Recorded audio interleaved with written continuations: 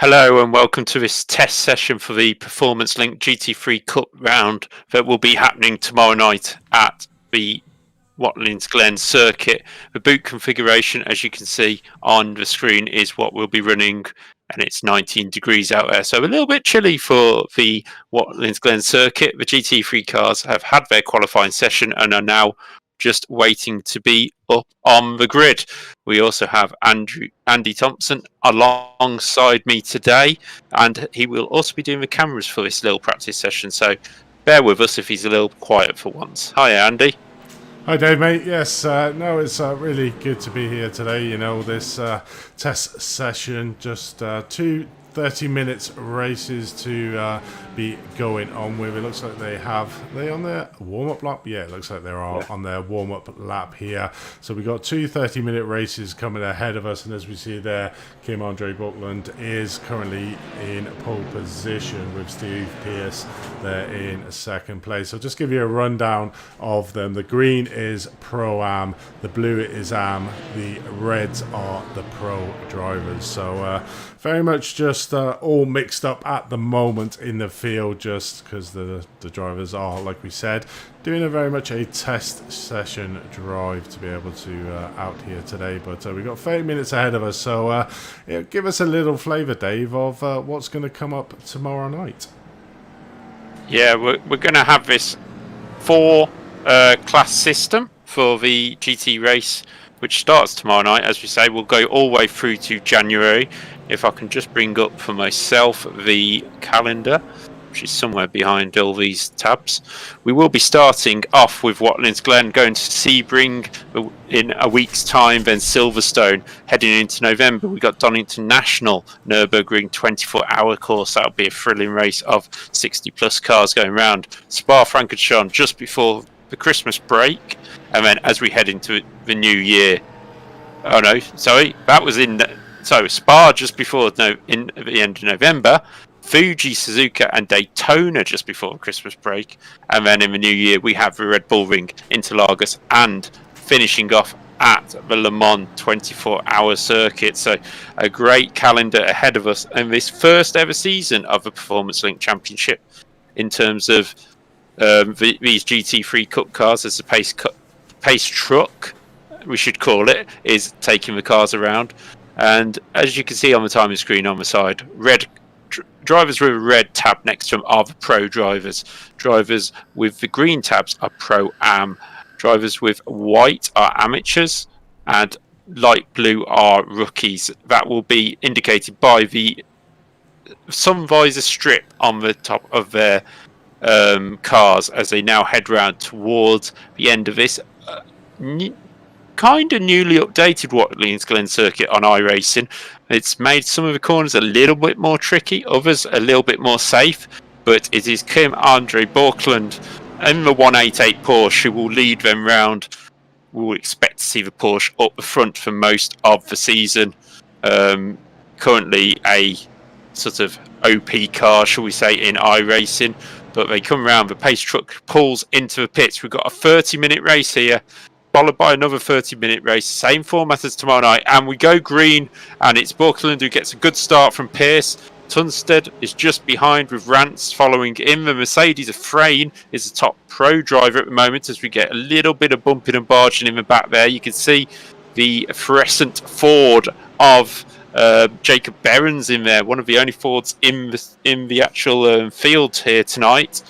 So that will be interesting to see. As you can see, we've only got 22 drivers actually in the lobby. 16 have taken this start for the practice.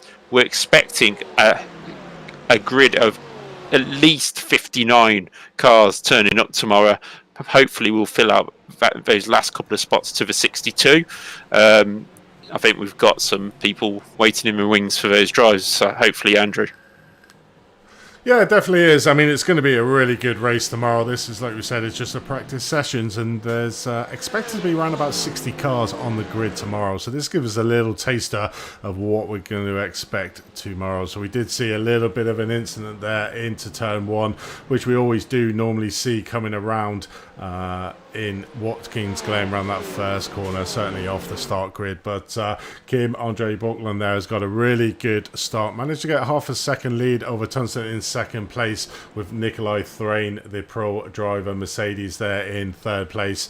Just hunting down the two Pro-Am drivers in front of them. This series is a fixed setup, so it's based on the sprint iRacing official sprint setup, so there's no advantage of setups from each of the individual drivers. It's all down to the driving overall, so all the setups are the same, which is obviously good for racing out there. And Borkland just managing to keep that lead on this opening lap, coming into the second lap now here at Watkins Glen. Looking down there, Tungsten in behind, Nikolai Frayne still closely following Casper Tungsten there in second place. But looking further down the grid, it's still quite compact out there, as we got Ariel Diamantis in seventh place, the pro driver, just trying to chase down Russ Fowler, the Performance Link Esports driver, in front of him. But we can see a start of a gap now between Arius Diamantis and Gordon Haig there in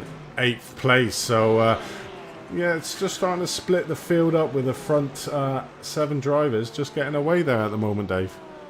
Yeah, just about getting away, but this is all going to be practice for the drivers for tomorrow night. That's when they'll really raise their games. I can see Jacob Behrens has headed into pits already, so maybe he had a bit of damage, and it doesn't matter because he's here for the practice. But then again, it's always nice to get one over on your rivals going into this. We are now looking at Jacob Behrens in the beautiful Ford GT race car.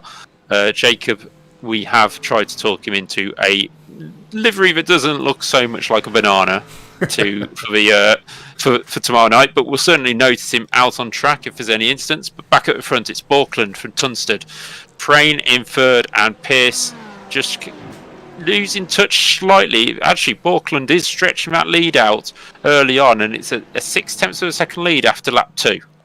Yeah, it definitely is. I mean, he's stretching his leg, the Pro-Am driver. Obviously, probably people thinking, well, why is he not in the pro? We haven't got a full pro field out here today, and obviously a lot of the pro drivers probably just getting the feel of the cars out there. We've only got 3 currently taken to the grid. There are actually 13 pro drivers in the series. I think there's around about 18 Pro-Am drivers, around about 16 Am drivers, and we've actually got around 11 rookie drivers. So 4 classes. I don't think we've ever seen any other league, Dave, on iRacing that has got 4 classes on the same field. I mean, it's a first all around, first series for Performance Link League, the GT3 Cup, and also first one probably to have a Ford GT3 car in the league, and thirdly, first to have 4 classes. So it's pretty much a clean sweep at the moment for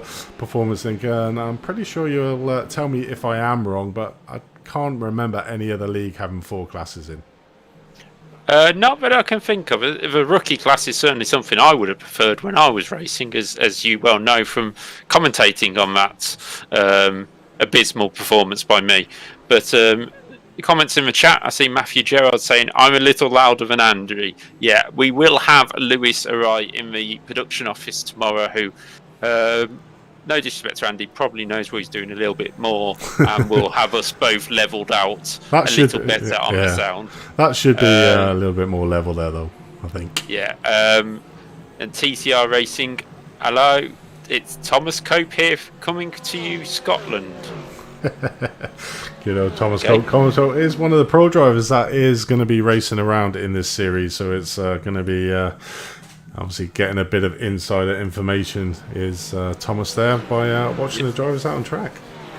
And also, any drivers who are in here tonight who watch this back and we say your name wrong, let us know in the chat. You've got the driver chat or the admin chat in the Discord. Let us know how to pronounce it in syllables or whatever you want to, however you want to put it, even if it's spelled completely wrong. As long as we start saying it right, that'd be the best, because we've had some complicated names in the past, and it took us all season to get used to them. So let's get them right from the start, as we have Daniel Luvic in the 125 Mercedes just heading down into the boot section for Darling LF Racing. The Norwegian, there's a lot of Norwegians and sort of Scandinavians in the field for this series, isn't there, Andrew? Yeah, there certainly is. I mean, they've come out on force, really. It was like a mass entry into the league. We pretty much had, I think the start of last weekend, I'd around about 25 to 30 drivers, and then they all came en masse, which is always great to have them in the league and joining us here to put the race in. And they've really filled out the field, hence why we've got close to 60 drivers. So big thanks to them for joining this league. But they're not going to have it all their own way at the moment. But the field is splitting up slightly. So you've got Sander Island here, another one from Sim Racing Norway, just trying to keep on to the back of the field. And then behind, we've got Nathan Healy around about 2 seconds behind. And then behind that, there's Victor Lund, who's another 2 seconds. So the back end of the field is starting to split up. But certainly what is splitting up at the front as well, Dave, is the front three. So Nikolai Freyne still in third place at the moment. Casper Tunstall in second. Kim Andre Buckland still heading out the field. But there's now a big gap between Nikolai Freyne and Chris Rance just there coming through the inner loop section of this Watkin Glen, going around the outer loop. There's around about 4 second gap now between himself and Nikolai Freyne. So he's going to be coming under a lot of pressure from the driver behind, who is Russ Fowler, currently 1.1 seconds behind, and then there's a big, as you can see behind there, 5-6 cars all following on. So it's a real big battle on at the moment for that P4 overall, but the front three starting to stretch their legs and get away a little bit. Yeah, looking at that front three as well, Freyne nicely pacing himself against a couple of Pro-Ams, but the two Pro-Ams, Borkland and Tunstall, will certainly want to get one over on each other and go, yeah, for example, Tunstall will be sitting there going, I've got the pace on you, I'll try and get past you, but Borkland will be like, no, I'm just cruising along and protecting my tyres, and all that racing driver excuses we all have for everything else. But if it's anything like Red Bull, not spoiler of qualifying, but put some make sure you got enough fuel in your car for these 2 half-an-hour races, and then you won't have any issues. But Borkland goes down into turn 1. It is 8, almost 9 minutes gone in this race. There's a new fast personal best lap for Rance down in 4th, Russ Fowler in 5th, Johan Mattis in 6th, Pearce 7th, Haug 8th, Ireland 9th, Healy 10th, Ludwig 11th, Brevik in 12th. Hopefully Lilvik and Brevik will be battling each other throughout the season just to keep us on our toes. As we see, Tunstall has gone straight across, and I think he's spun out on the exit of the chicane. Just saw him in the background. Yes, he has. He went over the start of the chicane, got completely out of shape, and here we will have a quick instant replay of it as Casper Tunstall came up to the chicane. I think he just misjudged the turn-in, hit the grass on the outside. Here we go. Yeah, launches over that curb. It's a nasty little curb. Always gets you if you're in a single-seater, and hits the wall hard. And to be fair, Freyne did a great job of just missing him. So he will probably be heading to pit lane this time by. But he's still in there in 4th place, just ahead of Russ Fowler and Johan Mantis, who are side by side just behind, with Russ Fowler just about staying ahead. So there's a nice train of Porsche, Mercedes, and Porsche here, with the Porsche's Island's Porsche just not that far behind. So yeah, it's a close battle. People are starting to judge where they might be this season, who they might be fighting tomorrow night, because obviously it's one circuit, might suit certain cars, and then we'll head off to the next circuit, and that will suit a completely different car. Yeah, it certainly will, and he really did hit the wall there, Casper Tunstall. I'm quite surprised that he's been able to carry on here, because literally that inner loop, he lost control. But I suppose it's, and it's really weird about iRace and the way it does their damage model, is that because he probably hit that nose on into the barrier, probably caused a lot less damage than if he had side scraped. But we're watching Jamanchus here coming down into the inner loop, and he's trying his best to get past, and I think it's just, Russ Fowler not giving an inch there. basically losing out slightly, and probably opening him up for Steve Pearce behind to try and make a move. So Germantus really trying hard there to get past Russ Fowler, but Russ just was not giving anything. Another good thing to note about this league, guys, is that the finishing points are not based on overall position. They are based off class position. And we say, well, why have we done that? Well, the reason why we've done that is to make the racing that much tighter. So, you know, nobody can sort of run away with the league. As you can see there, so Kim Bjork is at the front, Walkland's at the front of the field. Casper Tungsten still in second place, so we'll get the points from a second place overall in class. So for this one, I believe it's around about, I think it's 30 points for the win, 26 for second, and then it goes down in 1 point incrementations down to P15th overall in class. So it will make the racing super tight throughout the whole of the season, and like we say, nobody can run away. So if there are some seal clubbers that have sneaked into the league, they're not really going to be getting loads of points out on track or out in the season overall. So it should make some really interesting racing. The guys do have 2 drop rounds during the season as well as one fast repair per race that we're in. We've got 3 different formats here for this season as well. So we're currently watching the 2 30-minute formats. We have an hour-long format, and we also have 2 2-hour races within the season. That is at Spa and Le Mans. So Spa's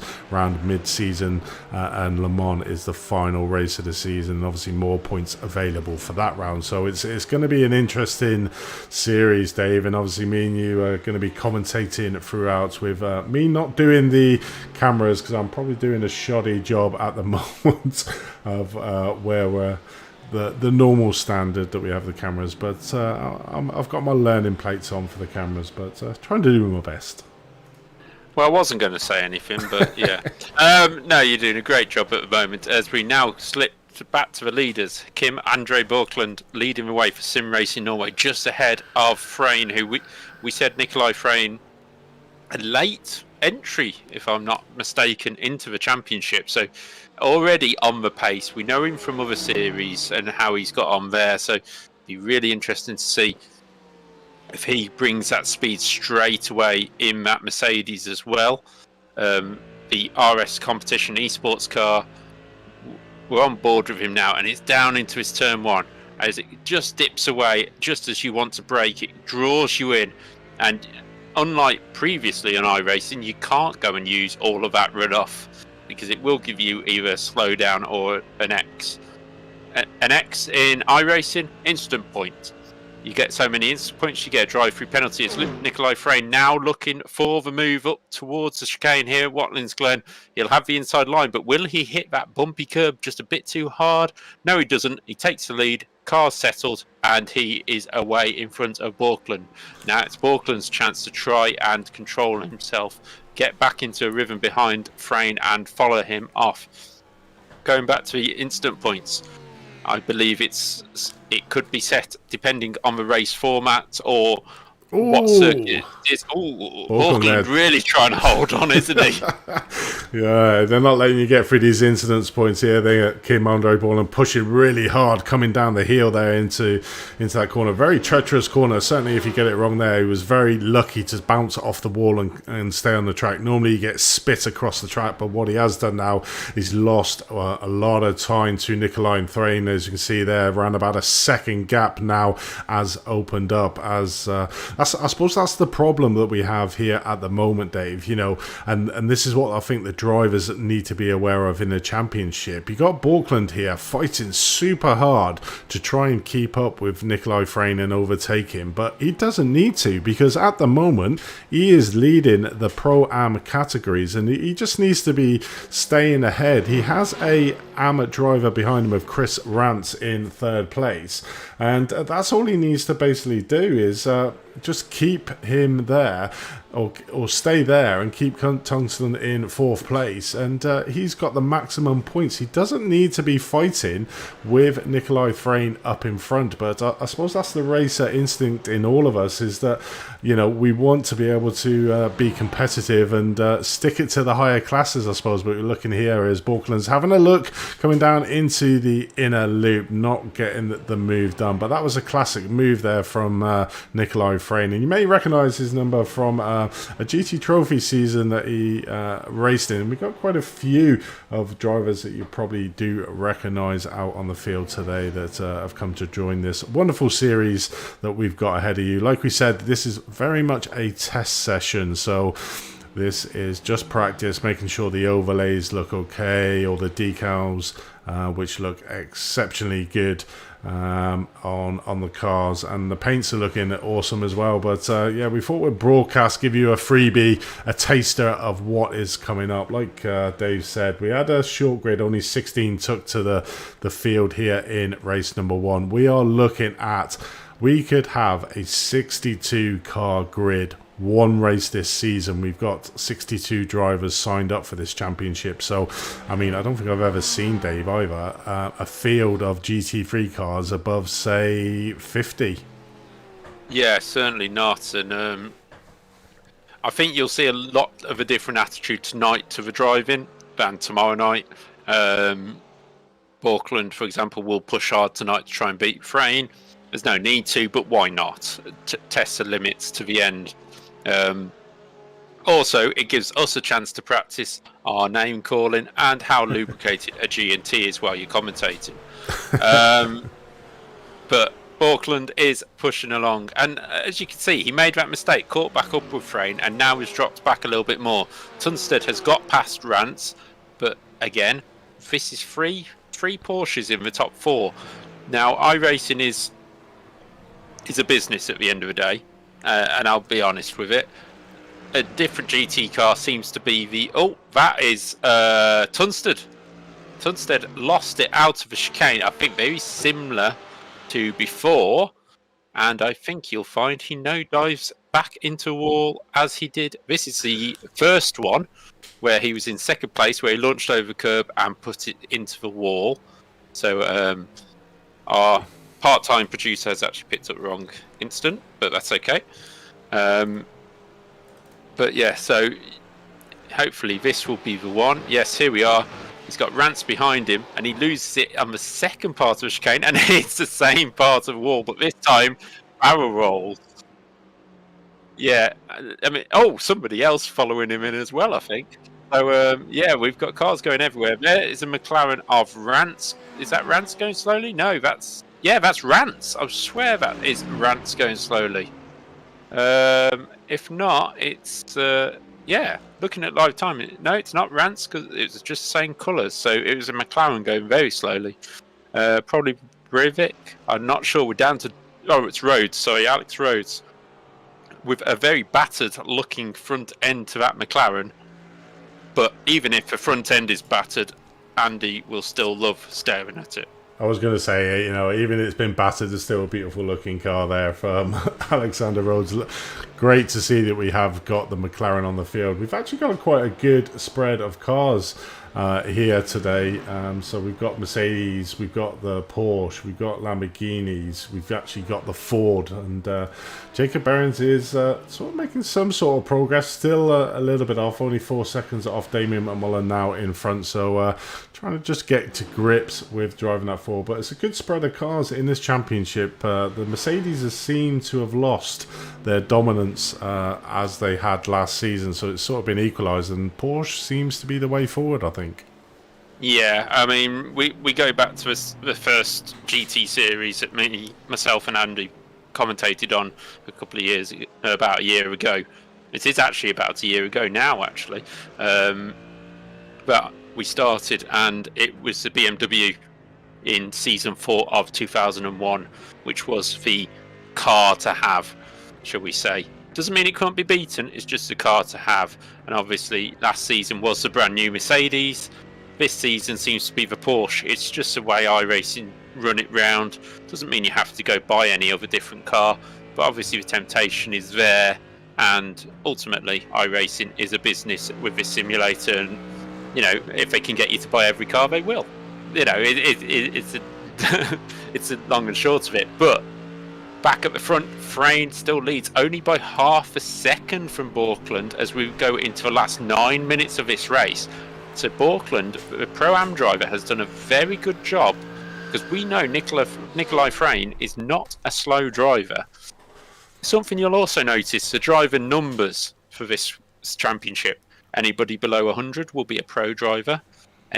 Anybody 100 to 200, Pro-Am, 200 to 300, amateur, and 400 plus is the rookie championship. So that gives you, if you don't have the colour come up and you just see race number, then that's where the differentiation will be to give us a second chance at guessing the class of the car.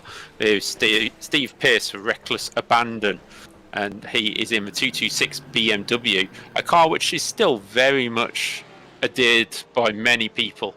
I remember first coming on to iRacing, Ferrari was a car to have as a balance, and the BMW was a bit of a beast to tame, but now it seems to have calmed down. It seems to be a nice car for most people, good in a straight line. So Steve Pearce, the Englishman, running very wide there. You'll see drivers do that tomorrow night. We are allowing track limits within the rules of iRacing. So for that corner there, you can get away with quite a lot of track limits. This corner here, this penultimate corner of the circuit, not so much. So it'll just depend. But just ahead of him, Russ Fowler and Giomantis are still having this battle between the two Mercedes cars. I think they've been nose to tail for pretty much since the start of this race. And we saw also Jacob Behrens in that Ford earlier. He has moved up into 11th place after that early pit stop, only 3 seconds off McMullen at the back of the field. So it's good catch-up practice for Behrens in case he has a race where he has an instant at the start and he needs to catch up. Okay, we're going to go to a replay and see what happened here. And this is Alex Rhodes, and that is a car very much recovering from an incident in the chicane. And that is not recovering, and he'll be very lucky to get that back to the pits, because he certainly will. That was completely damaged. Really wanted to make that car look ugly. There's a bit missing. There's probably quite a few bits missing there. That was a very big crash there from Alexander Rhodes there. But we're joined back up with this battle again. Russ Fowler is holding off the pro driver Arias Yamantis at the moment. Arias has not been able to get past Russ Fowler in that Mercedes. Like you were saying, Mercedes was absolutely dominant last season. It's sort of been nerfed in the latest season. Still a very quick car overall. And then you've got the two Mercedes drivers that are very much trying to fight it out between them. So no real advantage to the setups. As we said, it's a fixed setup series, this one. But it's all down now to driver skill. And at the moment, Russ is managing to stay calm under the pressure that Arias is giving him. And obviously that slipstream around the start-finish just closes that gap up here as they start another lap. Currently 24 minutes into a 30-minute race, so we've only got 5.5 minutes left, so around probably about another 4 laps, I would say 3-4 laps of these drivers. So can Russ hold on here? He's going to be under pressure here, taking that inside defensive line onto the inner loop. Arias going on to the outside, so he will be quicker, but it's just whoever's in front going into that inner loop. As you see there, Arias had to really put on the anchors to slow down, and what that has done as well is Steve Pearce, like you mentioned before, is just slowly creeping up on these two as they're battling that hard, and we can see him now right onto the back of Arias Yamantis for that 5th place. So where Arias was trying to get past and doing a little bit of flashing lights to Russ to say he didn't appreciate that blocking maneuver coming into the inner loop, but that's racing, and unfortunately I thought that was a very clean move there from Russ. He had the advantage, was in front. It would be a lot slower going on that inner loop, but if you're the car in front, you control the race. But Arias at the moment just trying to get back onto the rear rear wing of Russ Fowler, but does now have Steve Pearce for a lot of company, should I say. So he will pick up any pieces if anything happens between these two drivers in front. Yeah, we're into the last 4 minutes of the race now, and you can see the lap times are really close, and Nikolai Frane's still leading the way. I would like to point out to anybody who was eagle-eyed in that little piece that Andy was saying, Russ Fowler may be racing for Performance Link Esports, but he will be receiving 0 favours from the team here behind the scenes. Just wanted to point, there's no favouritism. Except for if he wins the championship, we might say we did. But he will be teamed up with championship organiser Tom Bingham, Thomas Cope we've got to join us from the Olympus Esports team. We also have quite a few of the IGL Coatings boys joining us in this championship as well. So there's so many names to join. Just looking at the timing tower, obviously we've got so many in here who didn't start the race. Gray, Jameson Smith, Powell, Bingham, Doherty, and some strange person called Thompson. I mean, who knows who he is? But he's awesome. Oh, is he awesome? Okay, well, he can't control a stream anyway. Oh. But Nikolai Frame actually has took a second lead away from Borkland while we've been joking around on that lap. Steve Pearce back up behind Umantis. Umantis has got himself back together, pro driver, trying to look for a way around Russ Fowler. Now, we obviously discussed earlier about the tactics of whether you have a pro driver around you or whatever. For example, Russ Fowler might not want Umantis as a pro driver in front of him, because if Umantis makes a mistake, Russ Fowler could very easily get caught in the accident with him. Not that I'm expecting a pro driver to make a mistake, but it happens. And having that clear space in front just makes it a little bit easier for you to drive, as we now have just over 2 minutes remaining. So we're probably looking at this lap plus one more for the timer to go 0. And I'm just having a look just in the chat.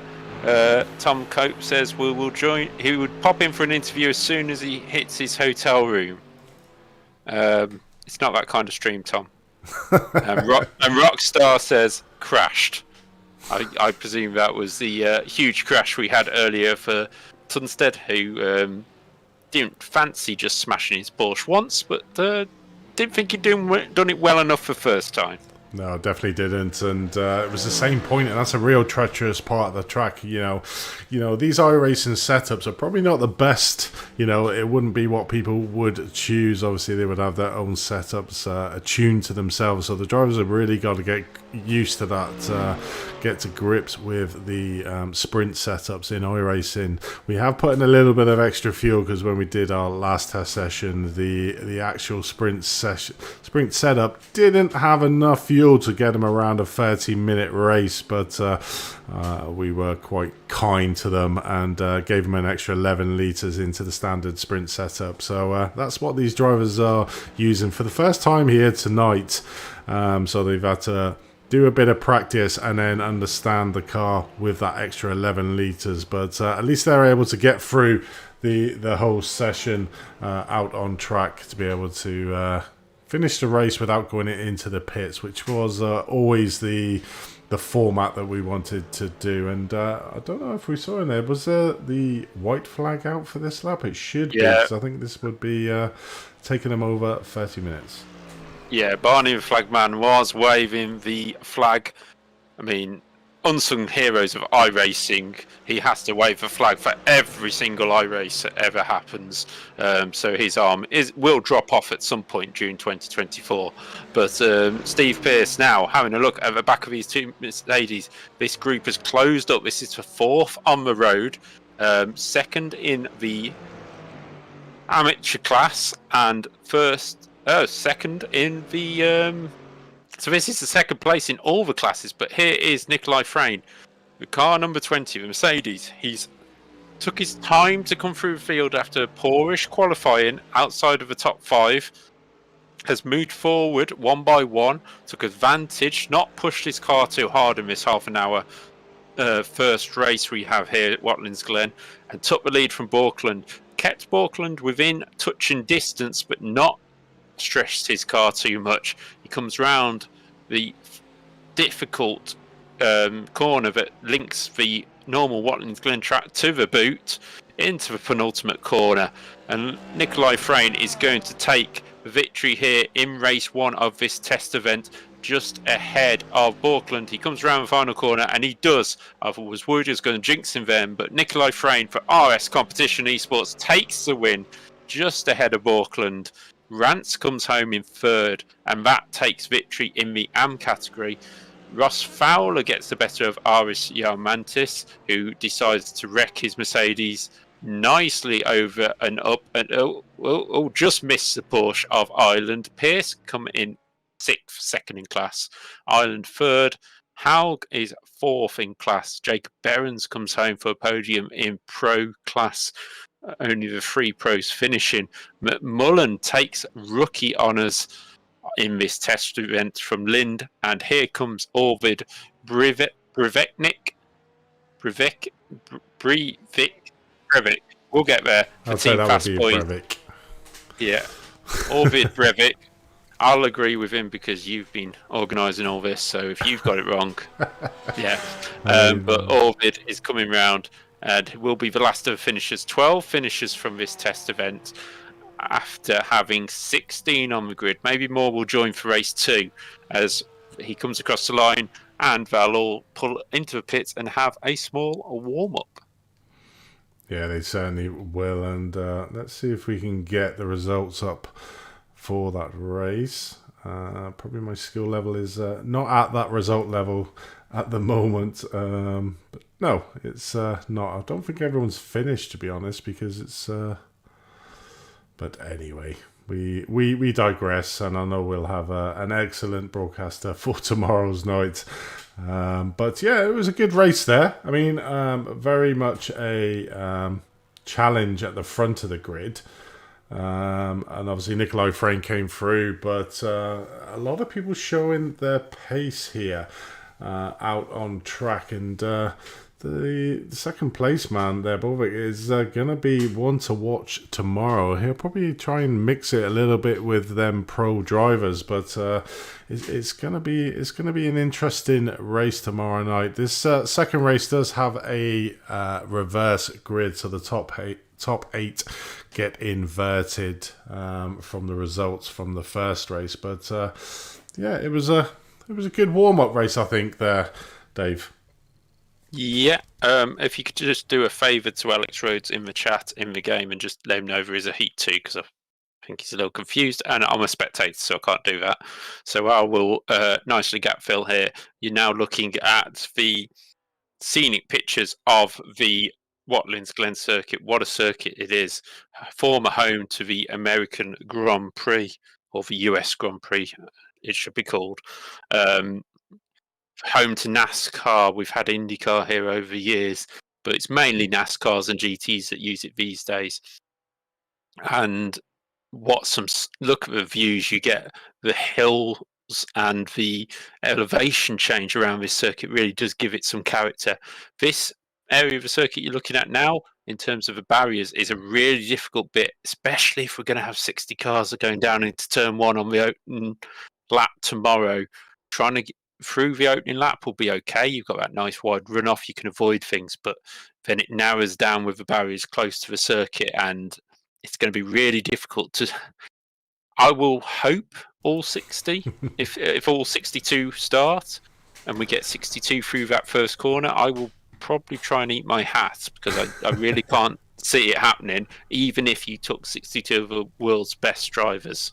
Yeah, it definitely is. It's going to be a race to remember tomorrow. Watkins Glen, hopefully everyone will get through that first corner. And not only that, up through the S's as well, because being in close proximity with a large grid, one person has a mistake, then it could cause chaos down the field. But we do have Thomas Cope in the interview waiting area. We'll get him in for a quick Jack. Welcome, Thomas, to the studio here, and obviously getting a good insight for your competitors tomorrow, mate.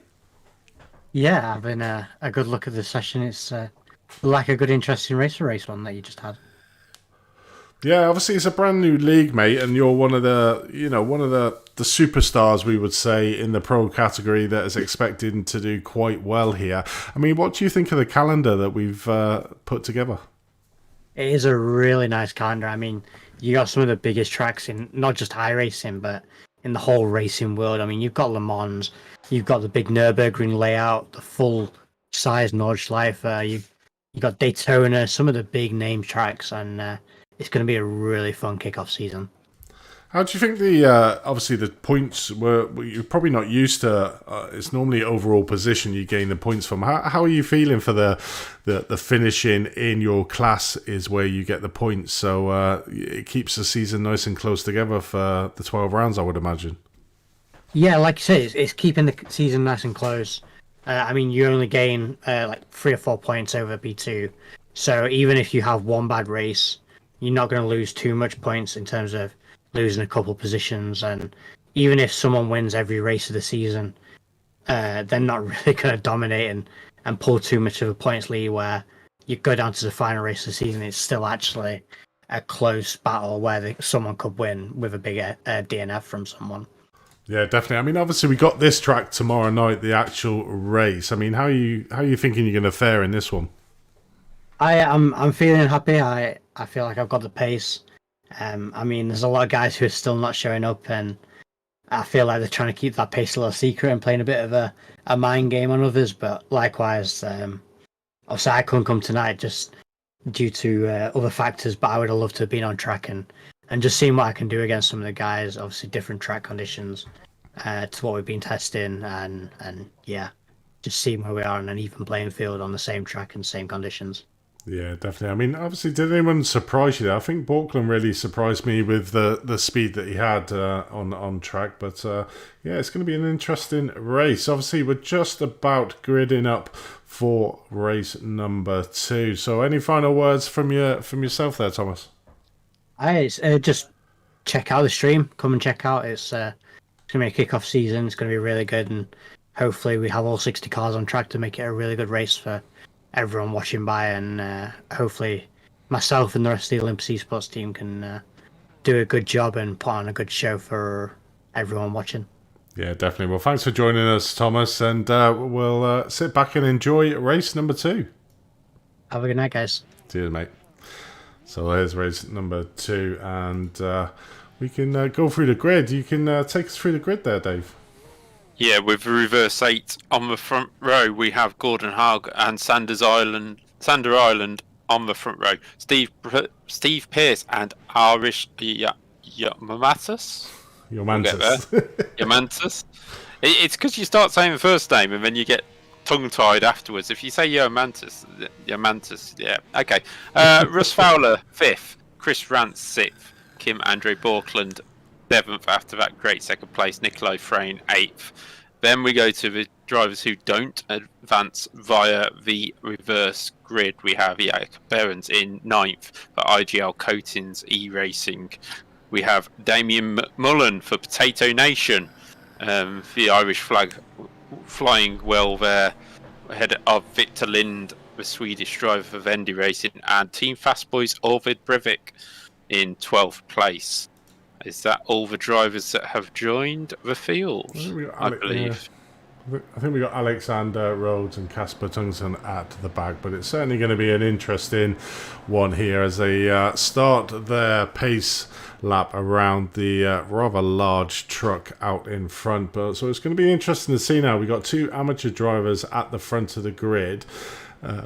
We got Arias Yomantis there in 3rd place, so it's going to be off the line to see if Arias can make that jump over the 2 AM drivers in front of him. But obviously, don't forget the 2 guys that were at the front of the grid in the first race, Nikolai Thrain and Kin Andre Borkland, in 7th and 8th. So they're going to be certainly ones to watch to see if they can get any moves done coming down into the first corner. But it's going to be an interesting race, an interesting second 30 minutes. We only got 14 drivers, so a couple of drivers decided just to sit out from that first race, but still a half a decent sized field. I mean, I think we've commentated, Dave, on less than this in an actual race, so to have this as a second race in a test session is pretty good. Yeah, I do remember. Obviously, we've done a few seasons together, and the numbers dwindling a little bit because of different things happening throughout the season, and numbers always boost at the start, and then you maybe get a couple of people who don't have the season that they want and go, yeah, okay, I'll come back next season. But hopefully we won't be having that here, as Haug and Ireland lead off the front. We have 3 amateurs at the front of the field, which makes it quite interesting with a pro driver just behind. So let's see how these amateurs deal with the situation. Now, as explained before, it's not just done on, say, iRacing. We do look into other people's experience in racing, and any drivers who are watching now, if you've got some experience which we don't know about, put it in the chat like I said about pronouncing your name. Let's find out a little bit more about you so that we can expand on our knowledge for the commentaries throughout the season. That would be great to be able to do, as the safety truck. I mean, it's a truck and a half, isn't it, at the front of that field? It's rather big. It is an absolute beast of a truck. I just want to put a hot tub in the back of it and have a chill. What a view that would be! But we now have 14 cars rolling around to the start of this race, and it will be Haug who sets the pace as the pace car comes in, and he's nailed it straight away. It looks like, no. It was just the forecoming of the camera, but now they have started. It's Haug who leads from Ireland. Diamantis straight up into third place, and down the inside I can see Borkland taking a. We got 4 wide, and Borkland up into 4th place from 7th. What a great start by Borkland, as Pierce is trying not to get involved. We got the Ford GT going round there. Oh, somebody had already lost it in front of Ford GT. I think that was, I'm not sure. Casper Tungsten, I think, there. So we'll have a quick replay and see what happened to Casper as he was coming. So it's literally coming up the S's there. Oh, he gets tagged there by one of the Mercedes in front, and then that just causes chaos. Now, that is what we do not want to see tomorrow in the race. Certainly if there's a large field out on the track, you know, that could cause absolutely chaos. So yeah, unfortunately, I think that was, I'm not sure who it was. I think it was it might have been, who's in front of him, Nikolai Thrain, it might have been there, that accidentally tagged the Porsche driver there that caused that chaos coming up through the S's. But Nikolai Thrain managing to get a couple of places up to P5 at the moment, so making steady progress behind the second place driver of Borkland. But you can see there Sim Norway at the moment in 1st, 3rd and 4th. Yeah, that was exactly what I was talking about the narrowest of that area. But that must have been one hell of a start by Tunstead, because he was up in about 8th place before he lost control of it, and he started down in 14th. So, you know, that shows the power of what you can do on one of these rolling starts, even if you haven't got the advantage of rear-wheel drive or anything like that off a start. But it's Haug who leads. He's been defending from Diamantis. Ireland is still holding on in 3rd, ahead of Frayne, but not anymore, because Frayne is now up into 4th. Auckland has fallen back behind Frayne, and if he follows Frayne through like he did in the first race, he will be redesigning the back of that Mercedes, because he will have noticed everything that could be wrong with it, as there's a defence at the front, and this defending by Haug is now going to back the field up. So we now have the top 6 in a straight line here, with Haug with the biggest gap of half a second over Diamantis, as that's down the inside by Frayne on Ireland. Ireland sees them both coming. Borkland, Fowler follows through as well, and that's down to 6th for Ireland. But that's the kind of driving you'll get used to tomorrow. Yeah, drivers not battling each other for position. Yeah, it's going to be super close race and expect a lot more of the elbows out. Certainly coming down into that heel section of the track. It's a very tricky part going side by side in there. So if we do see that a lot tomorrow, I'd expect quite a few incidents there. But yeah, well, we've got some good drivers out on tracks. For Nikolai Frane is the probably, in fact, no, Alexander Rhodes in the McLaren is your biggest mover. Up 7 places from where he started. But has he got a bit of damage on the front of that, or is that just his paint work, I think, at the moment? But it's showing that he's in P9 up 7 positions. But at the front of the field, it's certainly Nikolai Thrane on a push, which we would come to expect. The race 1 winner coming down here into turn 1, putting a lot of pressure on Arias Yumantas, trying to get that inside line, but wasn't able to get it done. So very racy is Nikolai Thrane at the moment. So watch out for him tomorrow when all the big names come in. Obviously Nikolai is one of them names, and obviously in front Arias Yumantas, the other pro drivers. So it's going to be a really good field throughout, with lots of action, and our proper cameraman Lewis is going to be interested. But there, Kim Andre Bork was taking it extremely wide there, coming out of the inner loop, is now under pressure here from Russ Fowler. Russ Fowler got that inside line, so as long as he can stick it there, he should be able to get the move done, but does lose a little bit at the speed, and Borkland just managing to get the car in front. But a lot closer packed racing here in this second race than we did in the first, so the guys must be getting used to that fuel level difference from the practice they've done from the first race. Yeah, there will be. They'll be getting used to the cars at circuit, nicely warmed up, who's around them as well. And while you've seen a few incidents here tonight, and we hope nothing's really going to happen, there is obviously a appeal system in place in this championship if you are feeling aggrieved about something, and you will be able to watch the appeal system in progress, because on a Wednesday night there will be an extra little show on this channel, on the Performance Link channel, of a podcast style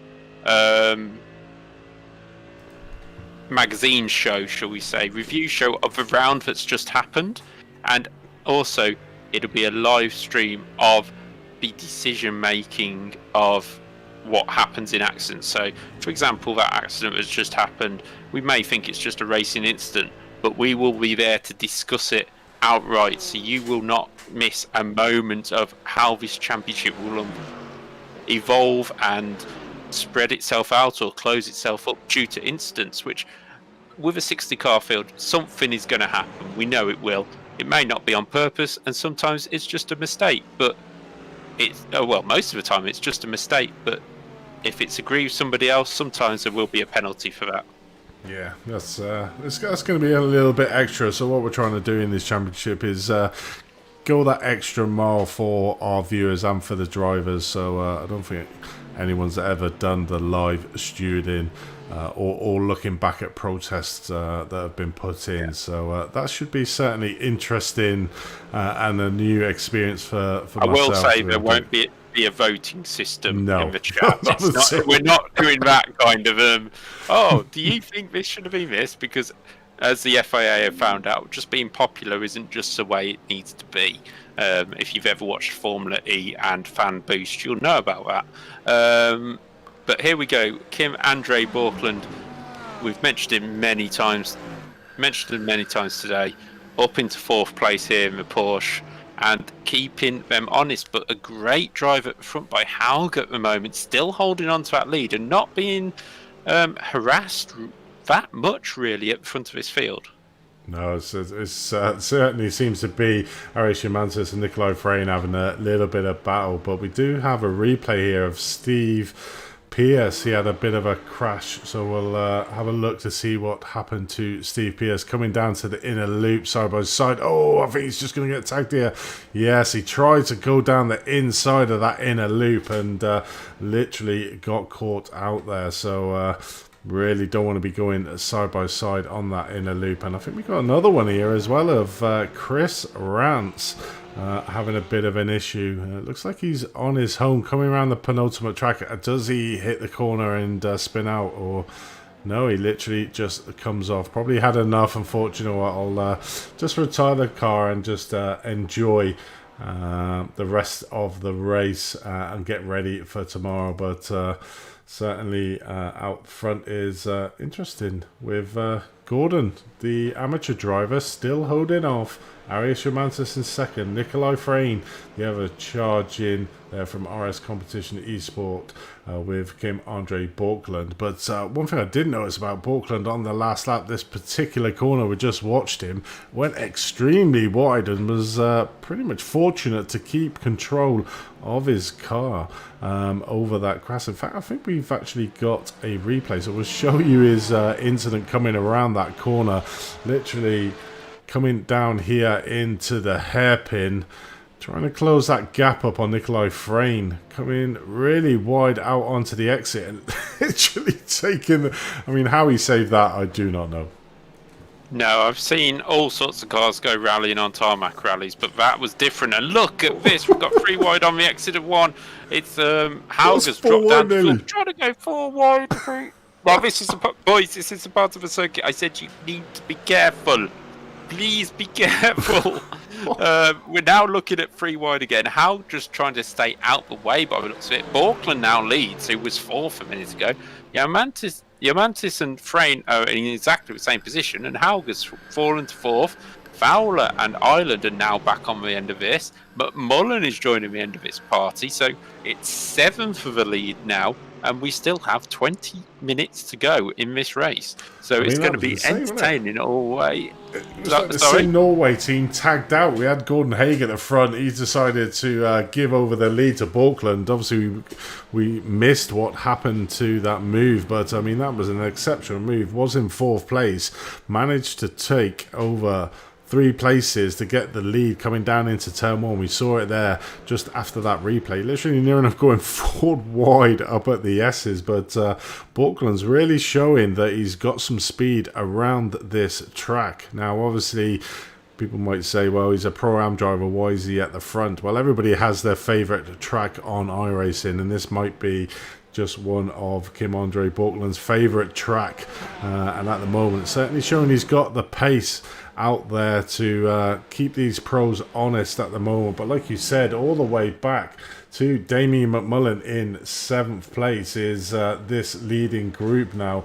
All covered round about 3 seconds is this leading group of 7 drivers. So it's certainly interesting. And Russ Fowler again is doing a great job sticking at the front. I mean, I wasn't sure how that Mercedes would be, because when they normally nerf a car, they normally nerf it quite heavily. We saw what happened last season with the Porsche.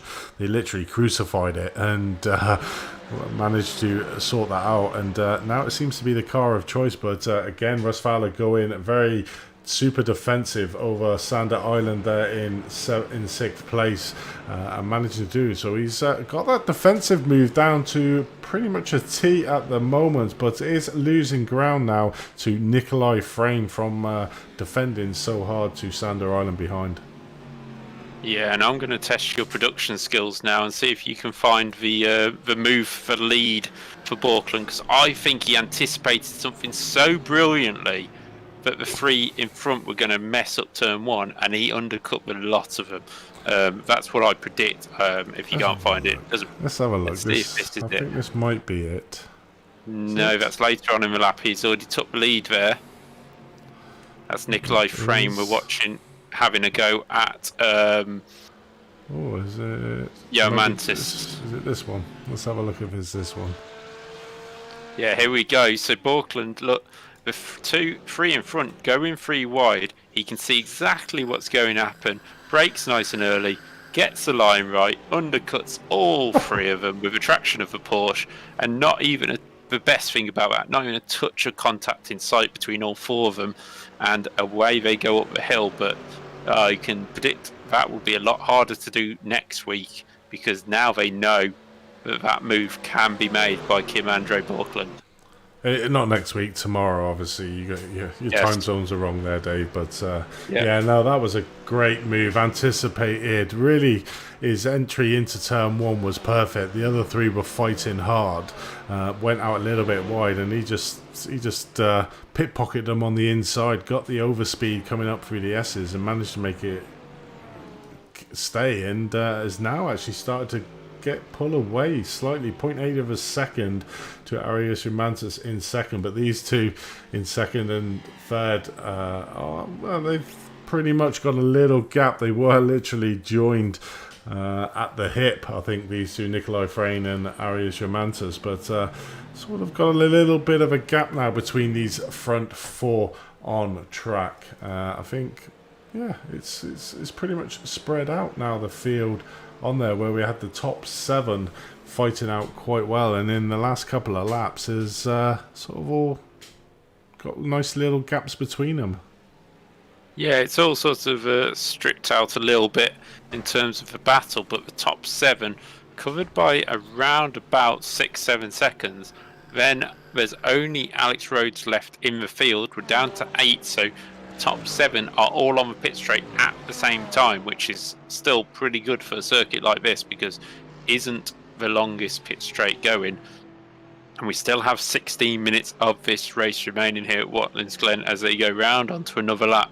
Some personal best lap times going in there, but most people around the 43s. Russ Fowler the first one in 44, then a 45 and a 46. People starting to drop away, a little bit of tyre wear, a bit of fatigue could be setting in as well if they've done a lot of practice, so they'll rest up ready for tomorrow night.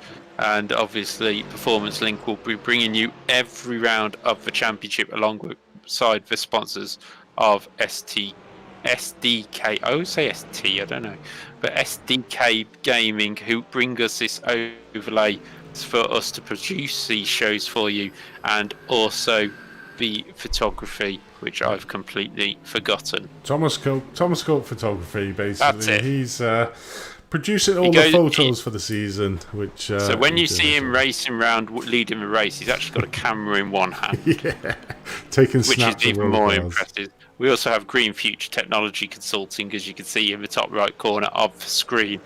And of course, we can't forget iRacing, who bring us this brilliant simulator for us to be able to race with and produce these shows with. And the racing we always get is always pretty close. There's always somebody to fight with, especially in this series with 4 different classes of driver and so many different types of car, which will suit different types of circuit, etc. So definitely worth tuning in, starting tomorrow night at 8. It's about 7:45 GMT time. So if you're out in the world elsewhere, that will equate to whatever time wherever you are. As we now see Nikolai Frayne now having another run at Romantis, and these two have let Borkland get away. And I've had a sneaky feeling with Borkland in this race. He only just lost out to Nikolai Frayne there in the first race, and really did have a pace. And I just think for his own self-confidence, he's gone, I'm really going to try and win this race, because actually it's not just a test session. I want that confidence to say I can do it. Whereas Frayne now takes second place. He will want to go, let's get Borkland in the guts twice in a night. Let's try and beat him to the win twice. So this could be an intriguing gap to follow, which is 2.2 seconds between the top 2.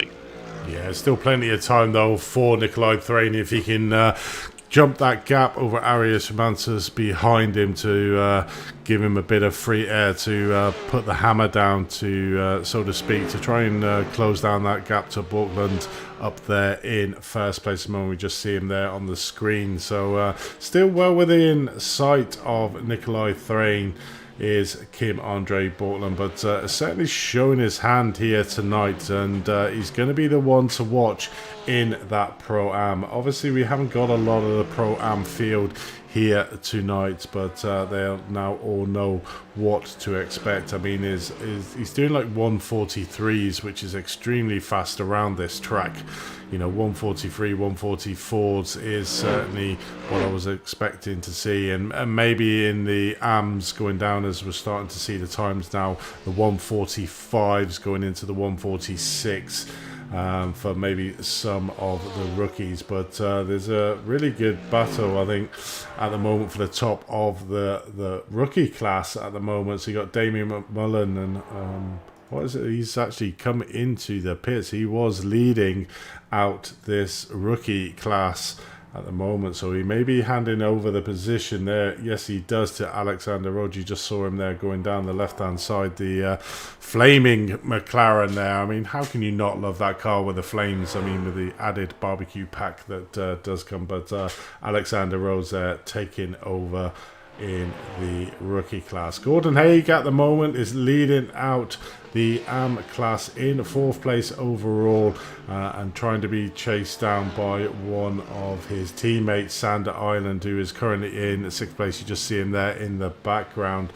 Top of the Pro-Ams, as we said, is Kim Andre Borkland, who is currently leading out this race. In 2nd place is Russ Fowler down in 5th place. But like I said, you know, the points are not based on their finishing positions. It's where they finish in class. So Borkland would get 30 points for this round and this race. But Russ Fowler, who's there in 5th place, will get 26 points. So only a 4 gap difference between 5 places out on track. I mean, even if he fall further down to say P12, he would still be second in that Pro-Am class, as we can see on the timing tower, and would still pick up 26 points. So that's where we're sort of saying this season is really gonna be one to watch, because the racing within the 4 classes is gonna be super close. The closest race on the track at the moment and for the top spot in the pros is Nikolai Freyne, and Arias Humantis is literally not letting him get away, fighting out. These two having a really good ding-dong as we look here. Nikolai Freyne just taking that defensive line on the inside, opening up as they get onto the inner loop to try and maintain that speed, but these two having a really good battle out on the track. So yeah, a lot of places or a lot of points to be had, but the gap over drivers in the class is only by their individual positions. So the gaps overall for the championship will be extremely close come the second half of the season coming in. And what I'm hoping for is pretty much a grandstand finish at Le Mans. You know, the 2-hour race could decide a couple of these championships going in with that extra points you do gain by doing that 2-hour race, but it's all going to be good. I think probably the one I'm looking forward to the most is the Nordschleife, the 24-hour Gemstreck layout. Only an hour race, but that track is, well, it's not called the green hell for nothing, is it, Dave? Yeah, it's certainly not. And I always like it how drivers will always say, "Oh, I don't know where it goes." It's amazing how quickly you can pick up that circuit, and these drivers will be testing before it. So I don't think we'll be seeing many excuses of, "Oh, I didn't really know the circuit too well," because so much can happen. One mistake, you are in a wall. You don't have runoff. I can think of one corner on the whole circuit of about 173, I think it is, where you can actually get it wrong and kind of get away with it.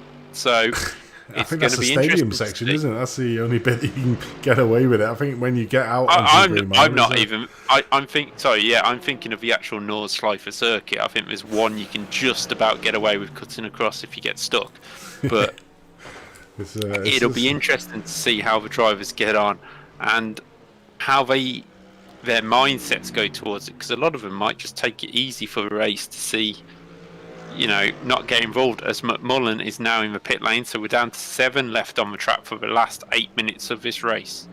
We certainly are. A little pocket battle starting to form. So we've just been watching Nikolai Frayne and Arias Simantas having a really good battle. And we got a good battle.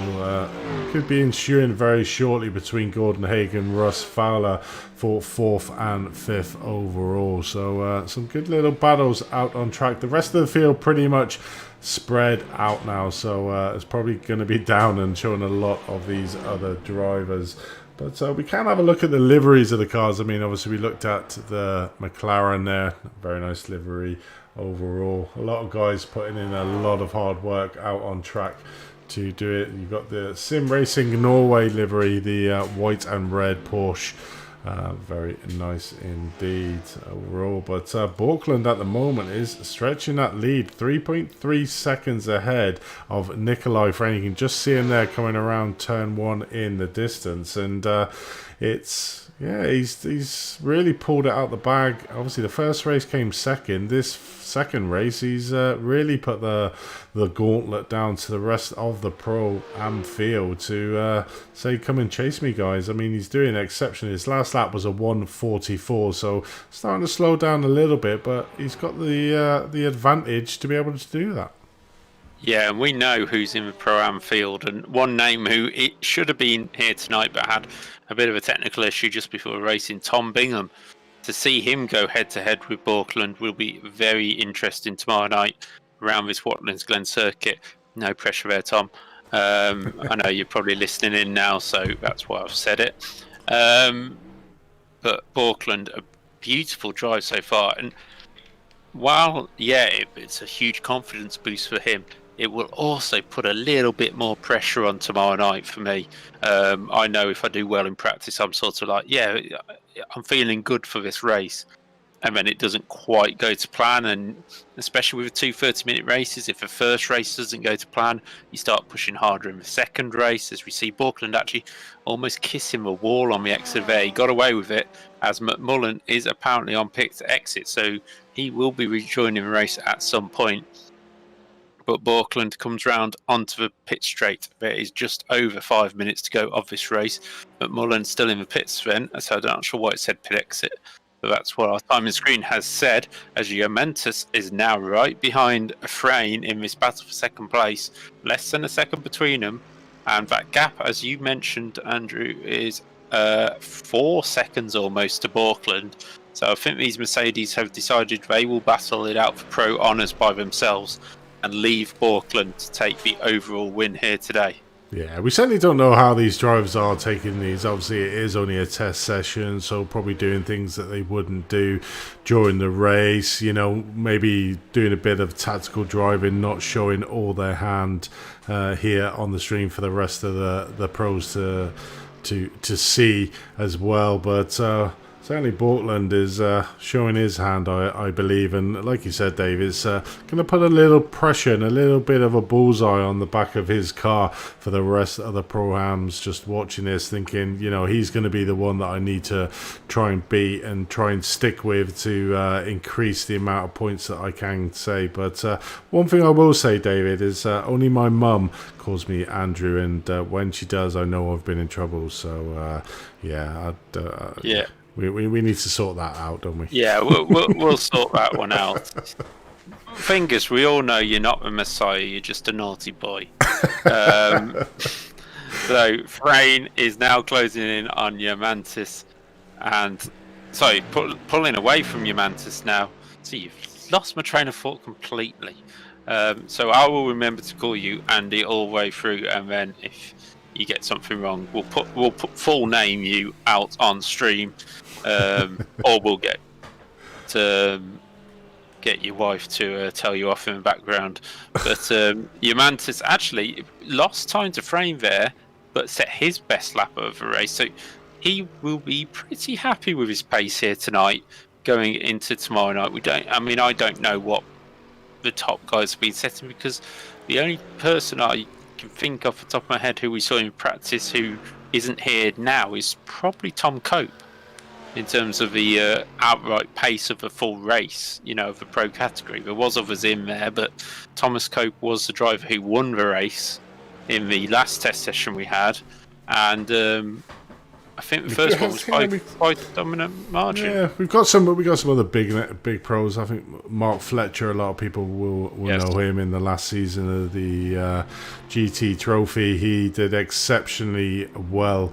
Obviously, pushing Herbenu, the overall pro winner, to pretty much every single round. So he's joining the grid. I think he's going to be absent from the first round, but will be joining us from the second. So his name will certainly be in that hat. And what these drivers are all fighting for is the glorious trophies that this season is producing. So it's going to be the top 3 in each of the individual classes. So that's 4 classes overall, and that is 12 trophies overall. And there's also trophies for the team. So plenty of silverware up for grabs for these drivers to be challenging throughout this season, as well as many other good prizes that go along. But I think everybody likes a little bit of silverware on their shelf whilst they're streaming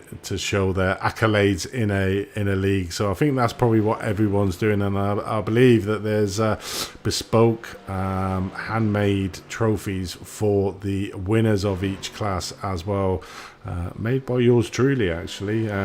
So I'm not looking forward to making all them trophies, but yeah, I put my name in there and offered the service, and I think the Performance Link guys bit it off and said, yep, we will certainly have them, Andy. Thank you very much. So yeah, I'm going to be busy doing the commentary, doing the admin, and also making all the trophies. So I'm going to be a very busy bee.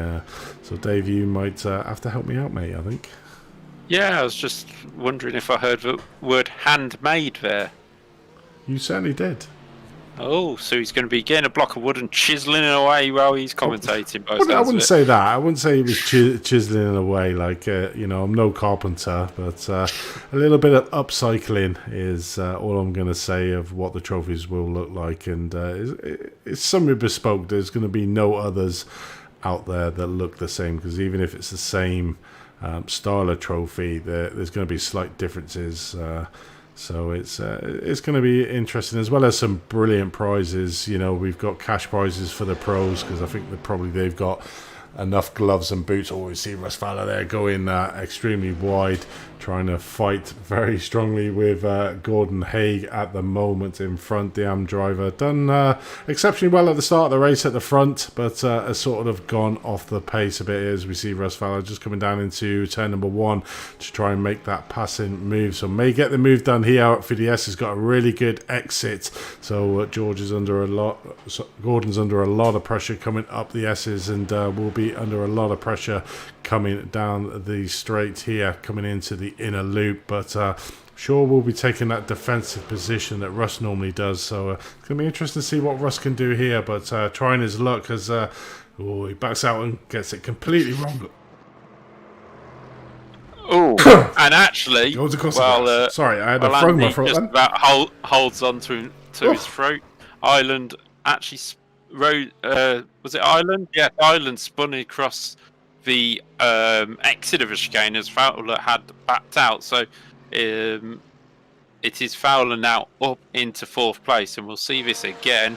It was Sander Ireland. No, it wasn't Sander Ireland. Sorry, it was Haug who managed to get going again, but Ireland also losing it into that wall, and that tyre barrier is going to have to be well fixed for tomorrow night, because we've already had 5 cars in it, or 5 instants into it in these 2 races, but we should be on the last lap now. Borkland leading the way, coming round to the checkered flag, and he does take the victory, which maybe his race 1 drive deserved. So he takes the victory here in race 2 by 5, with a new fastest lap of race on the final lap at 42.5 from Frayne 5 seconds back, and Diamantis. I think that's certainly one that Borkland has laid down a finger for the Pro-Am category of 1:42. That's a very quick time. Fowler comes home in 4th, Haug 5th, Rhodes 6th, Ireland in 7th, and McMullen in 8th. So that will be Pro category taken by Nikolai Frayne, Pro-Am taken by Borkland, Am taken by Haug, and rookie class taken by Rhodes. Yeah, so only the top 8, and obviously there, Damien McMullen just passing the flag in the pit lane. But I mean, that's just a taster, I feel, of what is going to happen coming tomorrow night. I mean, we've obviously seen 2 races here tonight with around about 16 drivers overall, and we're looking at 3 times the size of the field that we've had here tonight that's expected. I'm certainly expecting 50 plus races tomorrow night to be on this track. I mean, we've seen some of the carnage that can ensue with just having this amount of cars. I mean, having 50 cars on grid is going to be hard work for us to try and keep up with what's going on, and also hard work for our true life broadcaster Lewis Arai, who's going to come and join us tomorrow night. Obviously, I'm just stepping in, trying to do the cameras, which is very much my first official broadcast, I think, this, you could say, and obviously try to do the commentating again, but at least tomorrow all I have to look after is a commentator. But yeah, it's going to be an exceptional series. We got a great opening round here at Watkin Glen. This is giving you a little taster of what's to come tomorrow night. A lot more action on track, a lot more cars on track, and it is gonna be one not to miss. So that is 7:45 BST time. Here is when we're going to start the broadcast to give you a little insight into the league. Obviously, we give you a little bit tonight, a little bit of a taster and an appetite, or an hors d'oeuvre, but to the main course tomorrow. But it is going to be an exceptional series. Really looking forward to commentating on it. It's going to be 12 rounds, 3 rounds a month for the next 4 months, and some, like Thomas said, some of the great tracks on iRacing and the great tracks of the world, with 3 different standards as well, or 3 different formats. So you saw tonight the 2:30 minutes. Then we got a straight out hour-long race with a pit stop involved, and then we've got the mini endurance races, the 2 of them throughout the series in Spa and Le Mans of 2 hours long. So a lot for the drivers to contend to. But Dave, I mean, it's going to be amazing, isn't it? It is going to be brilliant. A huge grid of cars, GT cars that most people know and love on iRacing. 12 circuits of pure class. Everybody knows these circuits. They all produce great racing, and a challenge or 2 along the way. 3 different formats, plenty of class titles to be decided, and all those prizes that we haven't even talked about tonight. So we'll keep them under wraps for another night, and you'll just have to tune in tomorrow to find out a bit more about the prizes that are on offer for people to try and win. Yeah, it definitely is. But we're sort of going to end the broadcast, but what we are going to do is give you a sneak preview of the 5-minute countdown to the stream tomorrow. It's very good, made by our very own Tom Bingham, with one of our other Dave Chadwick has made the music for this, so it's something to listen to. So if you've got time, stick around for the next 5 minutes, just watch the video, listen to some really good cracking tunes. But from myself and Dave here tonight on this test broadcast, we're going to bid you farewell and look forward to seeing you tomorrow night for the main event here at Watkin Glen and the season opener for the Performance Link GT3 Cup. So from ourselves, good night, and we'll see you tomorrow at 7:45 p.m. BST time. So good night.